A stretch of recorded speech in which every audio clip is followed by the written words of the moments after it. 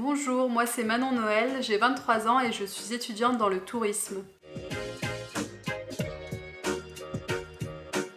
Donc après la troisième, j'ai fait une seconde générale et je me suis dirigée vers un bac littéraire avec une spécialité de danse. Et après mon bac littéraire, du coup, je suis allée à la fac et j'ai fait une licence LSER italien avec un parcours tourisme culturel.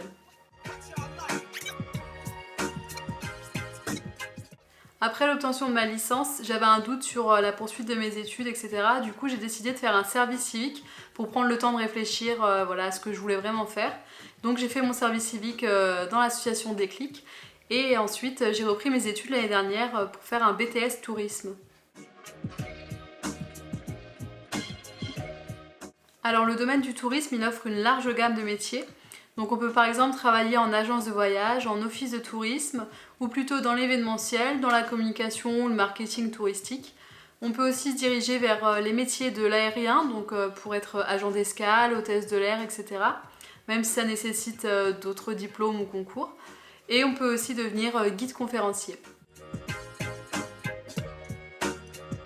Selon moi, les qualités nécessaires pour travailler dans le tourisme, c'est avant tout un bon sens du relationnel parce que dans la plupart de ces métiers, on va être en contact direct avec le client. Donc c'est important de se faire comprendre et aussi de bien comprendre les besoins du client. Ensuite, c'est évident, comme dans tous les métiers, il faut être organisé et rigoureux dans son travail parce que par exemple en agence de voyage, on va avoir un grand nombre de dossiers à traiter, donc c'est très important d'être organisé.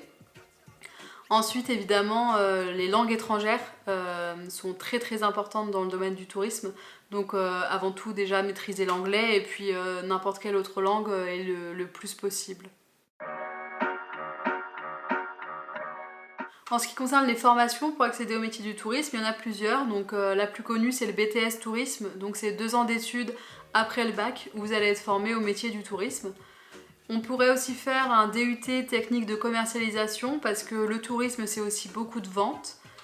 Ensuite, de nombreux étudiants choisissent de s'orienter vers une licence professionnelle, donc après leurs 2 ans de BTS ou DUT, donc pour se spécialiser dans un domaine en particulier. Et par exemple, c'est le cas pour ceux qui veulent devenir guide conférencier, il existe une licence professionnelle guide conférencier qui vous forme plus précisément à ce métier.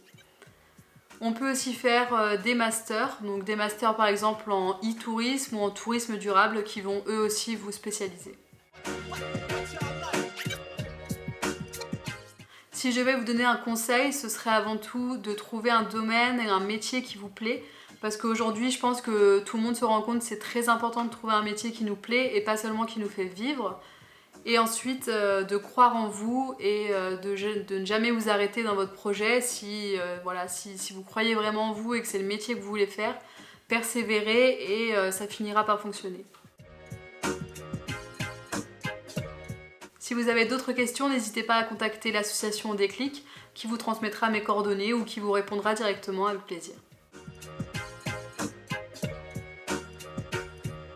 Alors je suis pas sûre que ce soit une devise, mais en tout cas c'est une phrase qui me plaît, c'est compte tes arcs-en-ciel et pas tes tempêtes. Donc ça veut dire qu'il faut plutôt compter tous les moments de positif et pas le négatif, donc toujours garder une part d'optimisme.